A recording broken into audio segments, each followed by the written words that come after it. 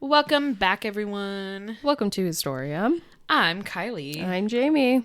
We're excited to bring you part 2 of Jesse James. The Outlaw. If you missed part 1, you need to go listen to it because it's important stuff. Mm-hmm. How did he end up here? Well, go listen to it to find out. Dude, it's freaking wild. The war happened. The Civil War.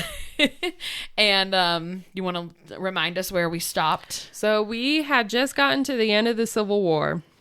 Jesse James was on his horse in Lexington, waving the white flag, saying, "We surrender, the Raiders are done." And the Union were like, "This fucking guy. He has been on our nerves for the last 4 years. Let's try and get rid of him." And so they shot him in the chest, and he survived. So what happens next? We're going to find out now. Yes. So pretty much I wrote in my notes, I was like, this is pretty much like a story about Frank James and Jesse James at this point, even though I'm focusing, like, Frank James did a lot, but I feel like he had more sympathy than Jesse James. What about Bloody Bill? Bloody Bill. I don't think he survived that battle in Centralia. So he's done. Yeah, he's done. Oh, rest in peace, Bloody Bill. What a guy. We knew so much about him. We knew so much. He was a straight up savage too. All right. So without wasting any more time, let's get into it. So he would go on to survive his wound that he got from getting shot in the chest and go to Nebraska to heal from it. Okay. Which I was like, that's a very interesting place to heal, but yeah. Okay. So after recuperating, so this took some time, he decided not to go back to the family farm, but he would go on to live with his aunt and cousin in Kansas City for a time. I'm not exactly sure why he decided to go there, but I'm guessing that it's his closest relative on the way home to Kearney. That makes sense. So, yeah, that's what I was thinking too. I was like, I don't think even like surviving that wound, he probably was still healing and needed to stop. And yeah, it said too that like someone would help him heal, which I'm going to get into. So during this time, his time there in Kansas City, Jesse would fall in love. I had a feeling. It's always the woman, and she would care for him and heal him. She's trying to fix him. She was trying to fix him. So the woman he would fall in love with would be by the name of Zerelda Z. Mims. Is that his mom's name? Yeah. What? So she was Must born. Be a popular name back then.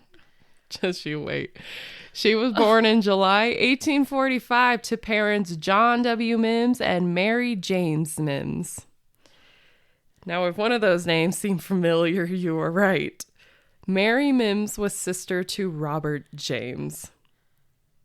So, Jesse's dad. Oh. Put 2 and 2 together, Jesse and Z were legit cousins. Oh. Dude, they're taking this out of a stereotypical Kentucky situation. Yeah, I thought that was the same last name, but I was like, maybe not. Oh, God. Wow. Okay. And they were aware. They were very aware. So they met, or she like... They met because she was living with his mom, or with his aunt. So they were living like on the property. Okay, yeah. He came to visit. He was still healing, and Z took care of him. Okay. And they fell in love. That's why she has the same name. Yeah, I'm guessing that they had a really good relationship. It's the family name. Yeah, the family name.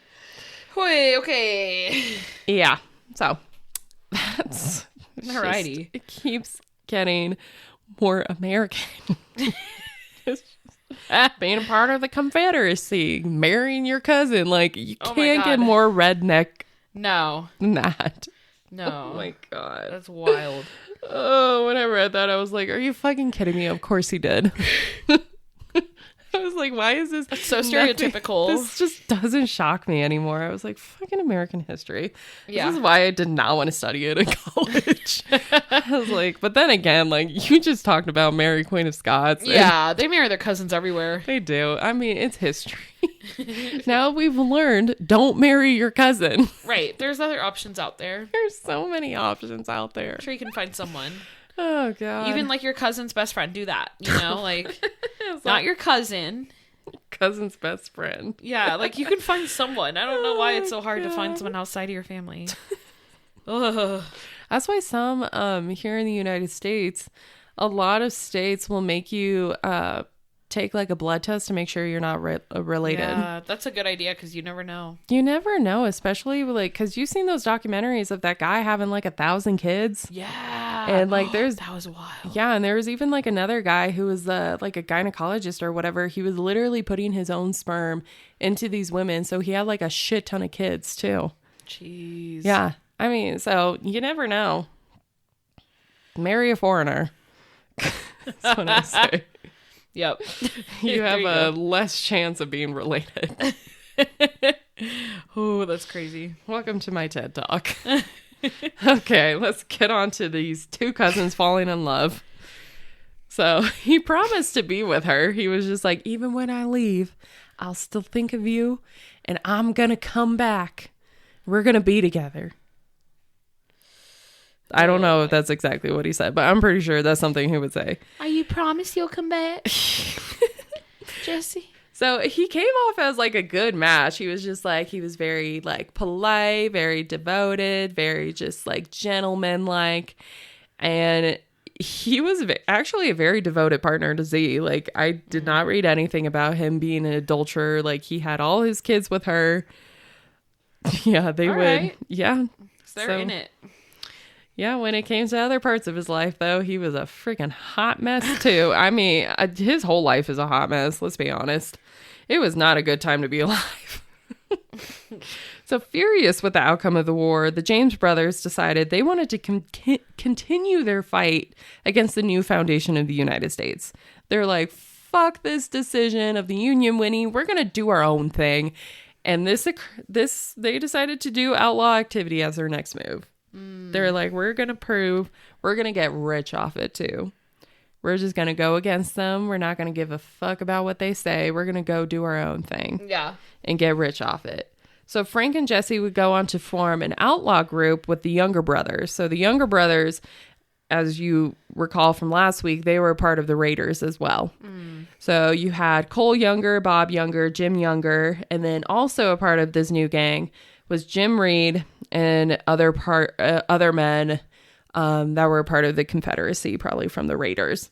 So they had a good group of guys together that they decided to do all of their scheming and robberies together. And they got along pretty well because they all knew from being in the war how to get away with this kind of stuff. Because you learn a lot in the war. Yeah, you learn a lot about guerrilla warfare, looting, robbing, everything. All the basics.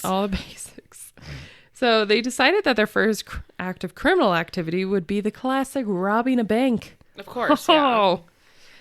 They had their curly mustaches. You can rob a bank, you can rob anything. Pretty much. It was decided that on February 13th, 1866, that they would rob the Clay County Saving Association in Liberty, Missouri. The leader of this robbery was for the gang was Archie Clement, who was originally a guerrilla warfare leader during the war. So this guy had really good leadership skills, and he knew how to rob a bank, I guess. He was just like, guys, I'm going to lead us to victory.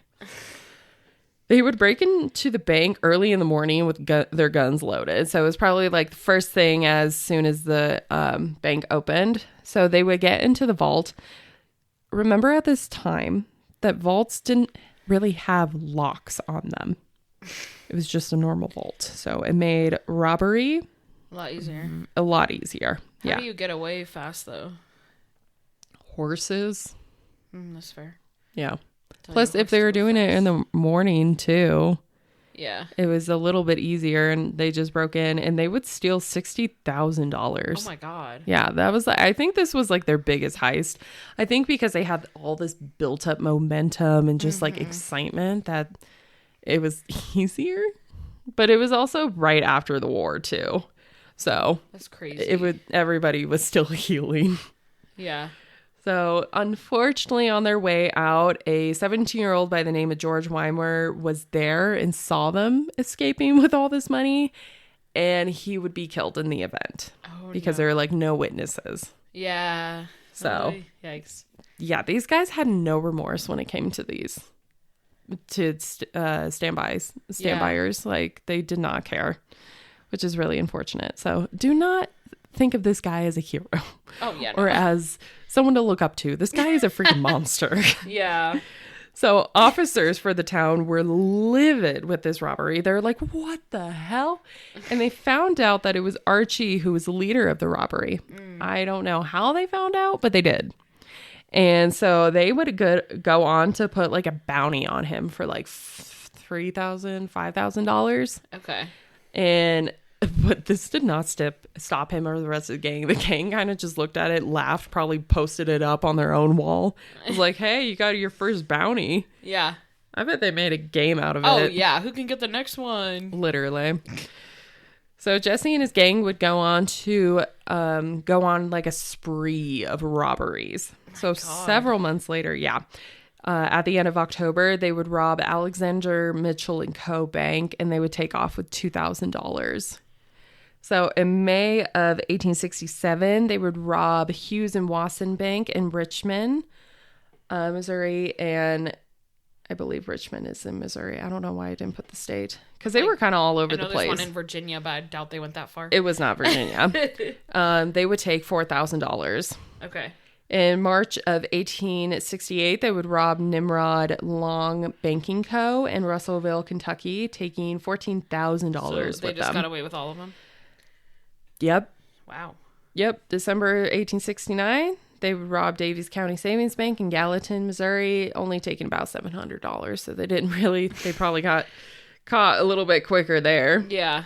So in June 1871, they would rob Accobock Brothers Bank in Iowa. So they were in Iowa too. Oh my God. And they took $6,000. So it would be about a decade that Jesse and the gang would travel around the Midwest, rob banks, trains, stagecoaches, pretty much anywhere that they could get a good chunk of change. Wow. They were stealing, robbing, murdering. They didn't care. Dang. Yeah, that's what they did. Made some pretty good money. But with, honestly, how they split it and stuff, they were probably making semi-normal money because there was quite a bit of the guys in the gang. And they're spread out over like a few years. Yeah, like there's a lot of guys, and none of them had actual jobs. No, they don't have an actual job. That's too hard. I mean, sometimes Jesse and Frank would go back to the farm and be like, hey, how's it going? Just pretend everything's fine. Pretty much. And I know Archie and Zerelda knew what they were doing. Oh, Z knew what they were doing too, because she gave him some of the money. Yeah. So yeah, help him out. So at this point, Jesse's actually engaged to Z. Oh, okay. They're engaged for a while. So, and weirdly enough, many people love the story of like the Outlaws, especially Jesse James and the Jesse Younger gang. I don't know why they loved him so much. I think they're like, oh my God, they're like such bad boys. Yeah. And of course, like people will eat that shit up. It's like the intrigue of it. Well, yeah. And like even journalists would glorify the gang in newspapers. Yeah. And they're the bad boys. Well, yeah, they even considered Jesse as a Robin Hood figure. And it did not help that Zerelda spread this rumor too. Oh. Of like, oh yes, he's definitely like, he's a Robin Hood figure. He's stealing from the rich. But there's no proof that he actually gave to the less fortunate. Right. He's just stealing to steal. Literally. He's stealing money and giving it probably to buy booze, tobacco, and then probably help his fiance, his cousin fiance. Right, his cousin. And probably his mom. I would not be surprised. Because they love, Frank and Jesse love their mom. Yeah. They were very close. So, yeah, there was no proof that he was a Robin Hood figure, but they still called him that for some reason from time to time, and Zerelda helped spread that rumor. Now, as the authorities were searching for the gang, Jesse and his band of misfits were causing complete chaos in the Kansas, Missouri, and Alabama area. They were going freaking buck wild. They just were robbing left and right. It was the classic. They run up on their horses onto the moving train. They hop on the train with their guns loaded. We're like, take out your jewelry and your money. Give me it. Give me it. And then just fill a bag full of all that shit and then jump off onto their horses and disappear into the night. Dude, it's such a Western film. I know it is. Oh, God. I just want to view it from like a third person view of just like how it happened. Because like you can watch like movies and stuff like Lone Ranger covered that. But I was just like, dude, imagine this actually happened in real life. Like, imagine actually watching someone do all that. Yeah. I'm like, that's so crazy. Yeah. It's so weird because I just can't imagine someone robbing an Amtrak like that nowadays. Right. Jesus. So it was during one of their robberies in Gallatin, Missouri in 1869 that they were robbing Davis County Savings Bank. So the teller there was a previous Union worker, Union soldier. And while they were being robbed, boasted about how he killed Bloody Bill Anderson. Oh, Bloody Bill. Bloody Bill. So this teller was like, yep, I murdered that man. What are you going to do about it? And Bloody Bill was part of the Raiders, and Jesse cared for that group dearly. He saw him as like other brothers. So finding out that the teller was John Sheets, he killed him. Oh. Yeah. He retaliated by shooting him. My Billy. Yeah. He shot him in the back of the head. I was like, holy fuck. Damn. I was like, what the hell was that teller thinking?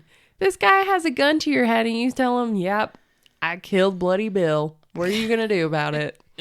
I'm going to murder you this way. Yeah, that was my bestie. Literally. God. Like him and Bloody Bill, I guess, got along really well. But so as time progressed for the gang, they not only had to worry about the authorities going after them, but also the banks were starting to improve their systems. Banks started to get some serious beefy lock vaults. These bitches were hard to open. Like even people nowadays, like if you have a super old lock vault, it takes you have to blow the thing up to open it. Like you can't just use like a little device to like crack the code. Yeah. Like these things were beefy AF, and you would literally have to put like I've seen videos on it where you would have to take like a nitrous gas to it. Oh my God. And it would literally just blow up the door like off the hinges. Like that's like the point that you have to get for these vaults. It's crazy. Wow. I don't know how they managed it, but they did. I mean, but eventually they're like, okay, we're not going to be as successful because it's going to take us forever to open these stupid vaults. So that didn't stop Jesse and his gang. He was like, okay, let's just veer away from banks, even though we can make like stellar money with that, and change course and focus mostly robbing stagecoaches and trains, which I mean, they made some money on it, probably not as much as you could with the bank. So the first train that they robbed at the gang was in 1873. They would go on to rob the Chicago, Rock Island, and Pacific Railroad trains. So they would go on to mess up like the engine, ended up killing the engineer, and they would get away with $3,000. I was like, hot damn. Wow. That's some money. That's a lot of money for back then, too. So fast forward to 1874, let's talk about Jesse and his beloved Z and the adventures between them. It's hard to support them. Yeah. Dude, it's something else. So they were still growing strong since he left Kansas City and were engaged for nearly a decade. Oh my God. He was just too busy robbing. So it's been about 10 years? Yeah, about 10 years that they've been met and got engaged. But during his spree of robberies with the James Younger gang, he decided to tie the knot with Z. He's like, I'm finally making some money. Let's tie the knot. We can live somewhere nice. She's like, hell yeah.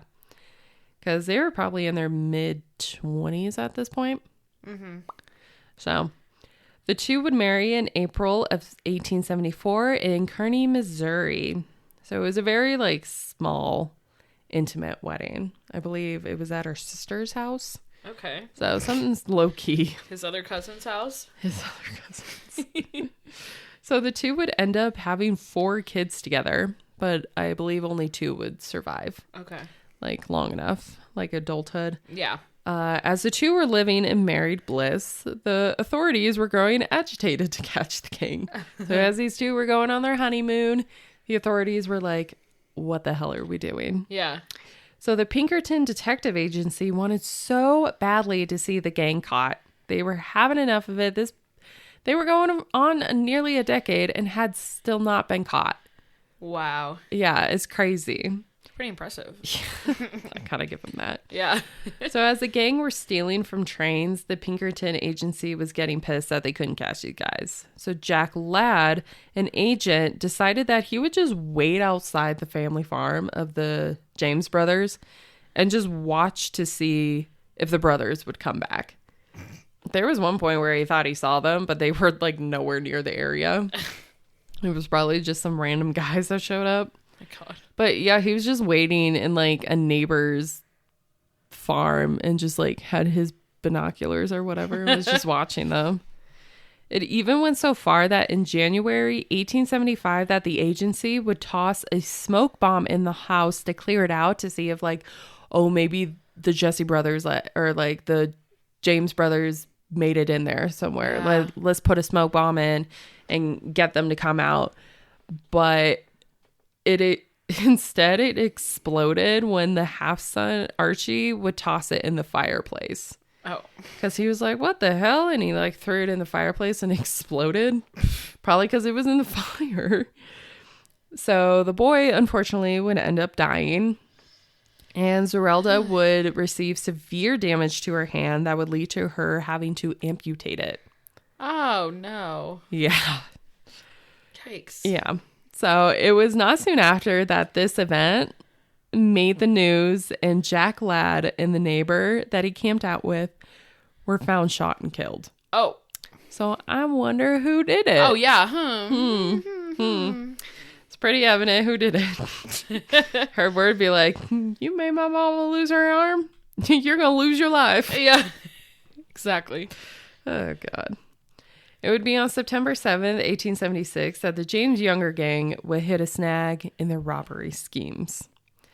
They first took a train to Minneapolis, and from there went to scout out the town of Northfield, Minnesota. Oh, wow. They're really far north. Yeah. After taking time to scout the area, they decided they would rob the First National Bank in Northfield. To begin their robbery, the men who decided to go inside the bank were Jesse, Frank, and Bob Younger. Waiting outside was Cole, Jim, Bill Chadwell, Clell Miller, and Charlie Pitts. So these were all guys part of the gang. As the James brothers and Bob entered the bank, they immediately went to the teller and demanded that they open the vault. Because they couldn't open it themselves anymore. There was a lock on it. Yeah. The clerk who was working, Joseph Lee Haywood, knew of the men and refused to let them in the vault. He was like, fuck you guys. No, you're not getting in there. Uh-oh. And without remorse, he was shot and killed. Yeah. Yeah. These guys don't play around. No. This was a mistake on their robbery for shooting him, as a shot could be heard outside and people nearby realized that the bank was in progress of being robbed. Oh. Yeah, the people in Northfield were like, what's going on? And they're like, oh, it's getting robbed? No, we're not going to stand for this. They had had enough of these robbers, especially the Jesse Younger gang. They're like, these guys are nothing but trouble, and decided to take matters into their own hands. So the people of Northfield would take to their own guns and start shooting the men outside. Oh my God. Yeah, they start shooting at them. They would end up killing Chadwell and Miller and getting a shot on Cole. Oh, wow. Yeah. Bob would be hit as he was escaping, but he And he would also escape with the James brothers, but he would be hit in like the elbow. I was like, that's such a weird place. The elbow? Dude, that would hurt. Yeah. Because like you can't move your arm then because it would hurt like Right a in bitch. the joint. Oy. Oof. So the Northfield people did not let up even after these guys escaped out of the... They got nothing because the vault wasn't opened. Yeah. Because they shot the teller who was the only one who could open it. So they got no money out of this. 2 of them got murdered. And now they're getting chased by the Northfield people. So the James brothers would go off on their own and leave the younger brothers in Pitt to fend for themselves. So they pretty much just went Like, their bye. own ways. Good Yeah. luck. Like all the brothers went their own ways. Yeah. It'd be soon after that the younger brothers in Pitt would be found. So they would be arrested. Pitts would be killed. And the younger brothers were arrested. So not looking good. Yeah. Jesse and Frank would end up getting away and decided to make a break to Nashville, Tennessee. He would reach out to Z to be like, baby, I need you to come to Tennessee. And she's like, okay. Anything for you, sweetie? I think they have their first kid at this point, too. I'll bring the baby. So it was after the attempted robbery that James and Frank decided they would live low-key for a while. They're like, we need to... That might be a good idea. Well, yeah, this made the papers everywhere. Yeah. People are like, holy shit, the Jesse Younger gang, like, they got some of them. It's going to be crazy. So for 3 years, they would live quietly. Pretty, like, in solitude and hiding. Frank loved it. Honestly, if it wasn't for Jesse, he would have never gotten back in the gang. Wow. He would have just done his own thing, living in Nashville with his wife and his kids. He would have just, honestly, I could see him being a teacher again. Yeah. But Jesse just kept bringing him in. Just kept bringing him in. And he wasn't going to turn his brother away because he wants to protect him and make sure that, like, he was going to be okay. So he was just like, okay. He was like, I'll do it with you, whatever you want to do. And Jesse, he could not sit still. He did not like that quiet life. He loved the outlaw life. Like, I think he loved the adrenaline. Oh, yeah. Adrenaline of it. Yeah. He just loved the craziness. The The power, being able to steal all that money. He just couldn't stay away. Yeah. This guy could have finished out his life in solitude, but no. He wanted more. Yeah. So he decided that he wanted to form a new gang called the James Gang. So Okay. real creative. Yeah. So the members of the gang were Robert Ford, Charlie Ford, Charles, Bill Ryan, Dick Little. Dick Little. Yeah, literally. Oh my god. James Cummings, Tucker Basham, Woodson Height, Clarence Height, and of course Frank James. A lot of brothers in these gangs. It was a decent sized gang. I have to give them to Pretty it. solid. Yeah. So to kick off their new gang, they decided their first crime would be to rob the Chicago and Alton Railroad by Glendale, Missouri. They would end up taking from the train and people roughly $10,000. I mean, there was a lot of them too, so it was... I just can't believe there was that much money on a train. I know. Jeez. Crazy. I was like, just steal some coal. You could probably get some good money off that. Yeah. So Tucker would quickly be captured, and the man sang about who he was working with. Tucker was not a very devoted man to the gang. He got away somehow, but yeah, he pretty much told like the posse that found him, he was just like, this is who I'm working for. And they're like, oh God, the James brothers are back at it again. Dang. Jesse James causing trouble. Like, holy shit. Because for 3 years, it was just quiet. There was nothing from him. And then now he's just... Wow. That's how people were like, fuck, the Jesse James gang is back. So while Z and Jesse started to grow their family and hide out in Nashville, they would go on to lease a farm and portray the names Thomas and Mary Howard. So when he did return home, they pretty much took on these names. Wow. Mm-hmm. Because they couldn't just give up their identities. It would be so quick. Like, because so many people showed up on his family farm. Mm-hmm. Demanding where they were. And so he was like, he very rarely could go back to his family farm. So he's like, he learned his lesson of like, do not give up your name of where you're going to live because people will track you down. Yeah. So That's why they gave themselves false identities. It was so easy to do that too. I mean, you didn't need proof, really. Yeah, true. There weren't really birth certificates. There was no social security ID. Like, there was no... That's true. You just change your name. Pretty much. You Tell could do people. whatever you want. Yeah, you could get away with a lot. Yeah, you could literally get away with murder if you were smart about it. Yeah. It's a little tougher now. So, for the next few years, the James gang terrorized the Midwest and had some very successful robberies. They robbed some stores in Mississippi and made a couple grand off that. They were robbing stagecoaches, trains, but this gang was not perfect. Granted, they were making money, doing whatever, but they were not really clicking together well. Mm-hmm. Because some of them were just, I feel like they were pretty new into the outlaw, like the gang life. So they didn't really know. Whereas like Jesse and Frank were like, we had such a good group with the James younger group. Yeah. Whereas these guys are like newbies pretty much, and they just want money. They're very greedy. All of these guys are so greedy. Okay. And I mean, like, Tucker had already been captured at one point and sang about who everyone it was in the gang. So he can't really be trustworthy. Yeah.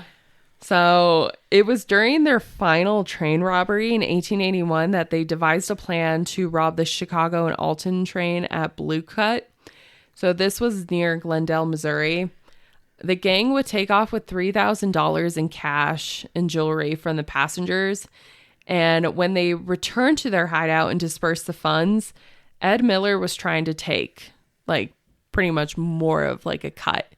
And already like this group of guys were not trusting one another. They found everyone shady. Yeah. They're like, all of y'all are shady. I don't trust none of you. And that does not make a solid gang, because if you cannot trust the people that you are robbing with, it's not going to work out. Right. And I mean, that's why this gang only lasted a few years. Like, it was not whereas like the James Younger's gang was going on for like over a decade. Yeah. Whereas this one was only a few years. Like, and even in those few years, there wasn't as many robberies, and they were very like, these guys could not get along well, because they literally tried to show who was boss, and they wanted to show, like they tried to compete against one another of like who was the baddest and who was like the craziest. Whereas like Jesse and Frank are like, we just want the fucking money. What are you guys doing? We're in this for business. Literally. Even though I could totally tell that Jesse was getting like some thrill out of it. Yeah. But Jesse did not like Ed Miller wanting the cut, because he was like, sir, you took way more last month in our robbery. You are not getting hardly anything for this one. And of course, Ed Miller fought back on him. Jesse got pissed. You do not get Jesse pissed. Oh, yeah. No, I wouldn't mess with This him. guy has no filter, no remorse, and he would shoot and kill Ed. He was like, Saw that coming. You're just not getting anything then. Yeah, don't be greedy, bud. Exactly. And I'm sure it was like after this that the gang was like, holy shit, we really cannot trust each other. Like, this is not good. So they decided to break up. Yeah, it might be a good choice. Yeah. So they couldn't trust each other, and they all wanted more than the other, which is like an issue. It's like, no, you got to split it out equally. No one gets more than the other, unless you really didn't do shit. So they would go on their separate ways. So Jesse would move his family to St. Joseph, Missouri in November of 1881. This move to his new home with Z and the kids was to start a new life again. Whoa. Clear. What's his name now? I think it was Tom. Okay. So Tom. Tom. So Frank was doing the same. So he was married now. He had his kids. He was loving it. Did he marry a cousin? No. Okay. So he was, not that I know of, but so he was just living his own life. And I mean, he was kind of just like, I think he worked on the farm for a little bit, but I think he was hiding out too because these guys had bounties on their head Yeah. for the last few years. Like, they weren't going away, so they had to live pretty much in like solitude. Jeez. So Tucker was somehow escaped the posse and was with the gang. And after the gang broke up, he would go to California. James Cumming would become a farmer in Arkansas. I didn't add this in my notes, but I thought this was freaking hilarious. So when James Cumming went to Arkansas and became a farmer, he kept telling authorities that he was the James Cummings. Oh. And they did not believe him. They thought he was just a crazy person. So he was never like arrested because they didn't believe him. They're like, no, you're not. They're like, no way. Go work on your farm. And so he tried to turn himself in. They're like, nah. They're like, no. Couldn't be you. Yeah. There's no way. Yeah. I was like, that's fucking crazy. Because there's probably so many people that are like, oh my God, I'm James Cummings. Like, I'm this outlaw. Like, I'm so rad. That just, they probably got it enough that they're just like, no, you're not. Get the fuck out of here. Yeah. Dang, and they didn't really know what he looked like. I mean, it was kind of hard to tell. Yeah. Photographs were not a big thing then. It was very rare to have your photograph taken. Right. It takes too long to take a picture. You don't have time. No, it took like 5 minutes. It's crazy. So Clarence Height was arrested the following year after they broke up and sent to prison. He would die there because of tuberculosis. That was a naughty disease in that time. Yeah. Robert Height would be killed by Dick Little in 1881 because of a fight over a woman. Dick Little, you're not going to win. Dude, these guys are freaking, they just don't care.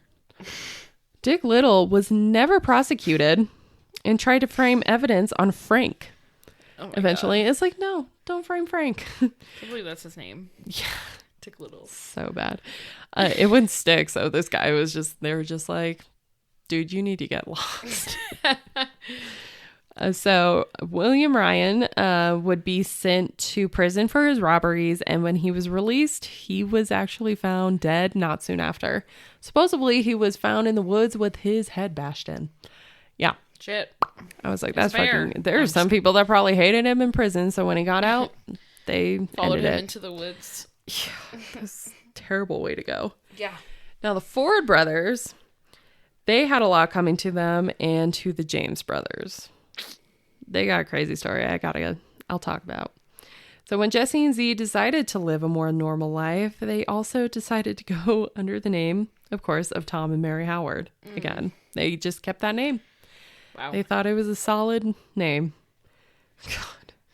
So also a very valid reason for him hiding out was that he had a $10,000 bounty on his head. Oh my God. So that's why they were keeping it pretty low key. I don't know how much Frank's was because Frank had to have one. Yeah. But everybody wanted to get Jesse James because he was like the leader. He took control of everything. He had no remorse. He pretty much was like, you're going to fuck me over. I'll fuck you over first. Dang. Yeah. So he was not someone to trifle with, but he was so good to see. I never heard anything. She was devastated when he died. Dang. Yeah. It was freaking crazy. But even when trying to live a simple life, the outlaw life was just too good to pass up. Wow. Of course. Too hard to get out of. Yeah. It was April of 1882 that Robert Ford and Charles Ford came to Jesse on taking on a robbery. And Jesse immediately was like, yes, please. He could not. He was like, I've been away for too long, even though it was like a year. So Jesse had the two come to his home. So he told them where he lived. Oh, no. And told them to come to his home so they could start devising the plan. Uh-oh. As the three were working on the plan, Jesse turned to fix a picture in the room. Robert would cock his pistol and shoot Jesse right below the ear.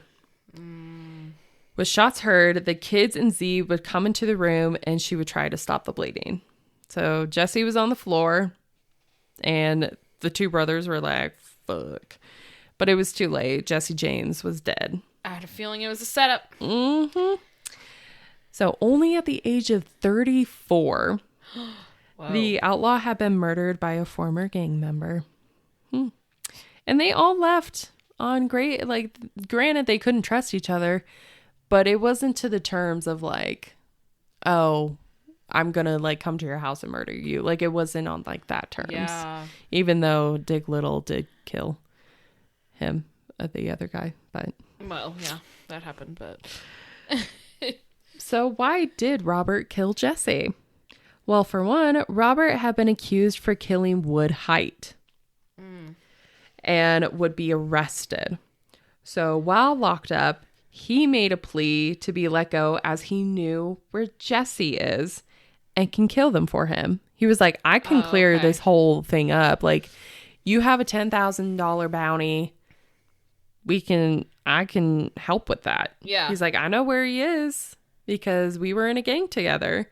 And Governor Thomas T. Crittenden, over the years, had grown restless in trying to capture Jesse. Like, he spent his whole career trying to find Jesse, and it was not working out. And decided that if Robert could get rid of Jesse, that he told him, he was like, the reward money is yours if you can get rid of my issue. And Robert was like, hell yeah. You let me get off scot-free from these murders. You give me that reward money, I'm gone. yeah. And so he did just that. He went to the house and shot him. And he tried to tell Z it was an accident, but his story wasn't making any sense. He was trying to explain to him how like the gun went off just accidentally and it like shot him. He was like, I don't know how it happened. That was so weird. But Z was like, his kids even came into the room and saw their dad laying on the floor bloody. Oh my God. And Z was like, what the hell happened? Like, that doesn't make any sense. And then finally he knew that it was not going to look good. So he and Charles left. They just ran out the door. Oh my God. We're like, fuck. So after his death, the news spread like wildfire in like around the like area. Yeah. It went crazy. Jesse's body would be put on ice and taken to Kearney. So put on a train on ice and taken. His body would be on display for some time for everyone to see the outlaw Jesse James had in fact died. Yeah. So it was like strangers, family members, friends, like anybody could see him. He was just like in his coffin, just like That's this. like Bonnie and Clyde when they just let them like go over there and check him out in the car. Like, Jesus. Yeah. So his body would then be brought back to the family farm where for years his body would rest. So they had like a headstone and everything. And he would just be buried on the property. Now for the Ford brothers, it was not looking too good. Robert would get off on the murder charges that he had for Jesse and Wood Height, but only received a small amount of the reward. And he was like, what the hell? And Governor Crittenden was like, bruh, there was no way you're going to get that $10,000. You are a freaking criminal. You killed these two guys, and I'm sure plenty others when you're a part of that gang. You're getting lucky getting off easy. Yeah. He's like, whatever. So when Robert and Charles returned home, the two were not so welcome. The people would criticize them and insult the brothers because they actually adored the James brothers, especially Jesse. So when they found out that Robert killed Jesse for money and to get off from his murder charges, they're like, Wow. we're not going to take this. So they would pretty much, I'm sure they threw fruit at them or vegetables, tomatoes. They were not treated well. They were treated as criminals, which makes sense. So Robert tried to explain his innocence and how the story unfolded. I guess he actually did this through theater. It did not go well. And people were so pissed that they just kept insulting this man. Eventually, he would escape his way to Colorado, Creede, Colorado. I believe he opened a saloon or he was like really frequent at one, and he would actually be shot in it. Oh. And died. Okay. Boo. Wow. Yeah. So this guy did not have a good ending. Yeah, no. Charles, on the other hand, got into a fit of paranoia. Oh, God. He thought that Frank was going to show up one day and get his revenge for killing Jesse. And it eventually consumed him. This guy was going crazy. He was like, Frank's going to show up one day. Like, Yeah. I didn't shoot him, but like, oh my God, like what? He's going to kill me. Like, he's just going to string out my murder. Like, I don't know. He let it consume him to where he eventually committed suicide. Oh my God. Honestly, Frank was just doing his own thing. I don't think he really cared. Right. He was like, it was Robert who did it. Like, you were there, but I know it wasn't you. honestly, I think with Jesse's death, Frank was like, I can finally live in solitude. Just Yeah, like, doing I don't have nothing. to worry about helping him with... crimes and Crimes, stuff. He's yeah. like, I can finally relax. Yeah, Because, I mean, Jesse did keep him on his toes. right. So, with Jesse's death, Frank decided that in October of 1882 that he would turn himself into the authorities. Dang. He no longer wanted the pressure of hiding for the rest of his life to have those bounties on his back. So him turning himself in made the public sympathize with him. They're like, oh my God, he cares so much. Like, he turned himself in. And he would have a very long trial process. Like, there was just so much going on with that, but he would eventually be acquitted. So he didn't have to do any jail time after probably, I mean, he was still probably in jail with the trial process, but he didn't have to stay in jail. Yeah. So he would then return back to the family farm and become a horse trainer. Oh. Yeah. Oh, right. I didn't see that coming. Very well done. That's wild. So Zerelda, the wild woman she was, would end up letting tourists see her son's grave for 25 cents and would sell rocks that were from his grave. People would buy them. Oh my God. Making money off your dead child. And eventually, when the rocks ran out, she would just bring some from like the river or from the stream No. and just say that it's from the grave. Wait, that's so funny. She's Dude, a businesswoman. She's a businesswoman. Get money from her son. Dang. So she even gave tours of the farm, to which Frank would actually take on eventually. So people would go to see like the James family farm, and then they'd be like, holy shit, it's Frank James. Wow. Yeah.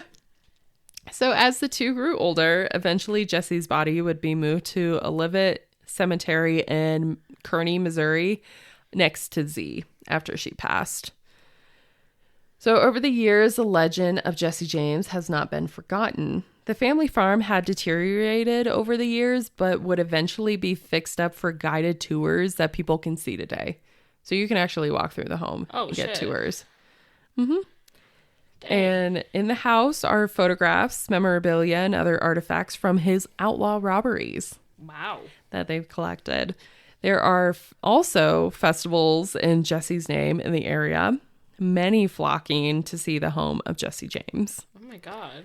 Yeah, so it is speculated for the family house to be haunted. Oh yeah, I was just thinking that. Yeah, there was a whole page on like the research that I did of like the haunted house, of like the house being haunted. I was like, there are many speculations of sounds to be heard, movements of furniture.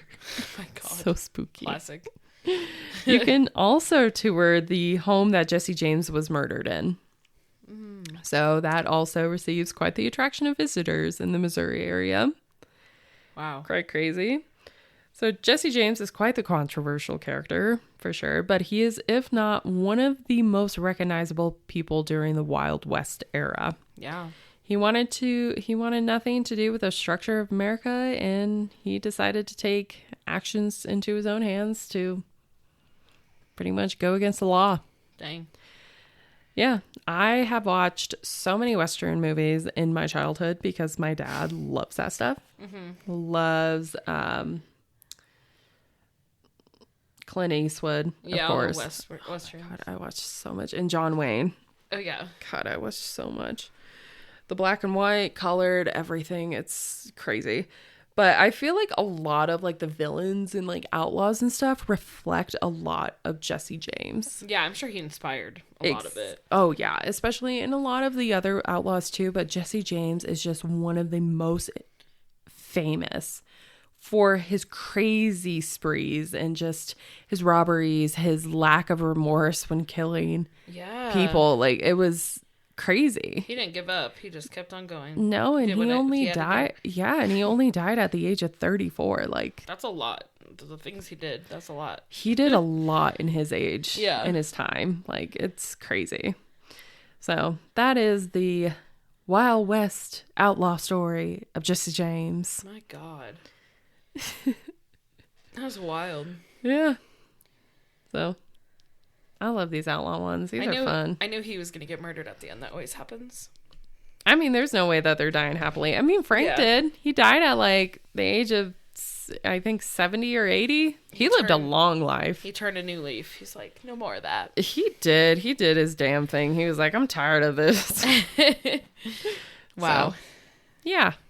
That's I love interesting. it.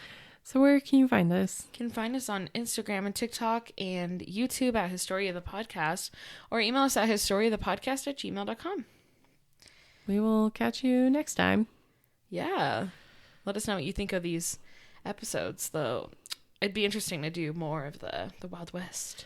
I'm thinking about doing a little bit more of American history because we do have a lot of listeners outside the United States. Yeah. So I think let us know if you like us doing more of like the United States ones, because I know we can do more. And I mean, there's so, like, granted, we are not a very old country, but God, there is so much crazy history to it. Right. So just let us know. Right, yeah. Or if there's anything specific wherever you live, let us know. We'll cover it. Let me know if you want more Egypt. I have that. I have so much in the bag. You haven't done Egypt in a while, I feel like. Maybe next time. All right, so stay tuned and see what we do next. See you next time. Bye. Bye.